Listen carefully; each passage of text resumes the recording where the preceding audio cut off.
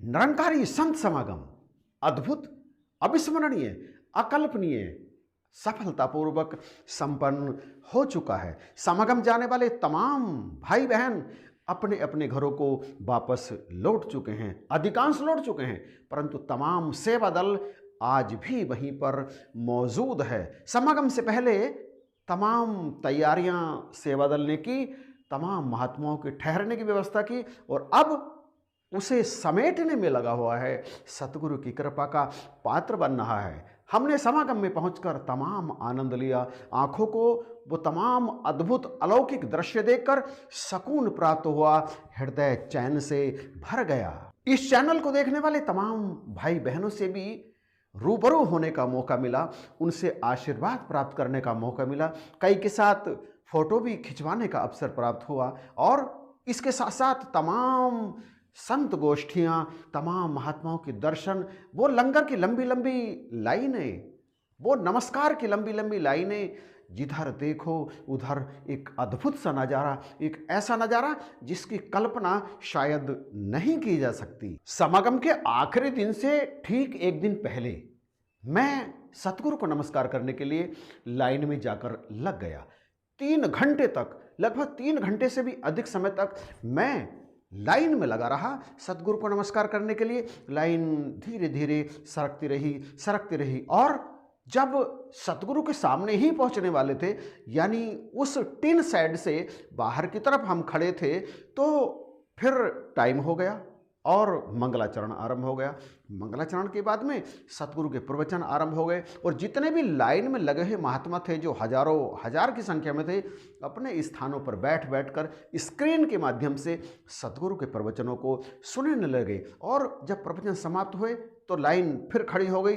उस दिन जो महात्मा नमस्कार के लिए लाइन में लगे थे, वो सारे के सारे इस उम्मीद के साथ अपने अपने स्थानों से खड़े हो गए कि अब सतगुरु को नमस्कार करने का अवसर मिल जाएगा। परंतु यह है क्या, एक गीत हुआ प्रवचनों के बाद में और फिर सतगुरु उठ गए।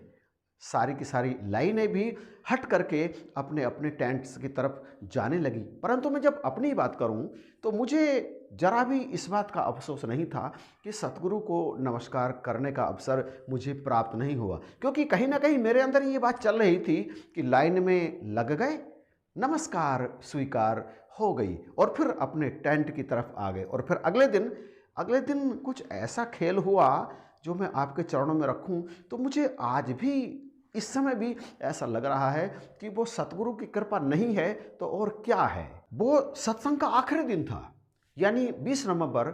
हमने शाम को प्लान बनाया कि लंगर के बाहर जो स्क्रीन लगी हुई है, आज यहीं पर बैठकर या खड़े होकर सतगुरु के प्रवचन सुनेंगे। हम और कई सारे महात्मा अपने टेंट से निकले और उधर जाने लगे। लंगर के बाहर एक बहुत बड़ी स्क्रीन लगी हुई थी, तो हम वहाँ जाकर जैसे ही ठहरे, सेवा दल ने कहा यहाँ नहीं रुकना, ये जो स्क्रीन लगी है ये तो लंगर में सेवा करने वाले महात्माओं और लंगर छकने वाले महात्माओं के लिए है, आप यहाँ से दूर चले जाइए। और फिर हम वहाँ से मेन रोड की तरफ आ गए। मेन रोड जहाँ से सतगुरु के प्रवचन पंडाल की तरफ को रास्ता जाता है। हमारे साथ वाले महात्माओं ने कहा कि चलो वहाँ जहाँ प्रवचन होते हैं वहीं टिन सेट के आसपास लगी हुई स्क्रीन पर चल करके सतगुरु के प्रवचन सुनेंगे। और फिर हम सब ने बात मान ली। वहाँ पर पहुँचे तो उस रोड पर हमने जाकर देखा कि नमस्कार की लाइन बिल्कुल खाली पड़ी है। वो उस तरफ की लाइन थी जिधर बहनें नमस्कार करती हैं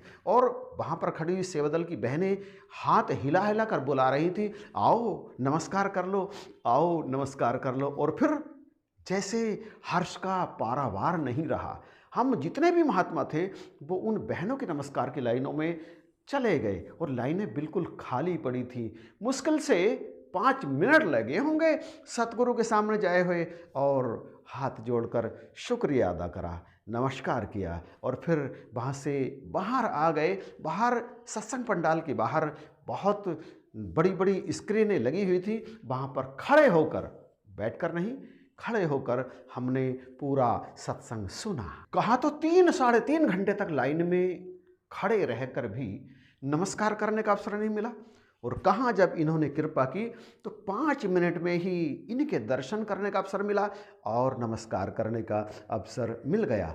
ऐसी अद्भुत रहती है इनकी लीला। और फिर अगले दिन शोभा यात्रा, आनंद ही तो आ गया। सारी साथ संगत सराबोर थी आनंद से, सतगुरु के दर्शन करने के आनंद से।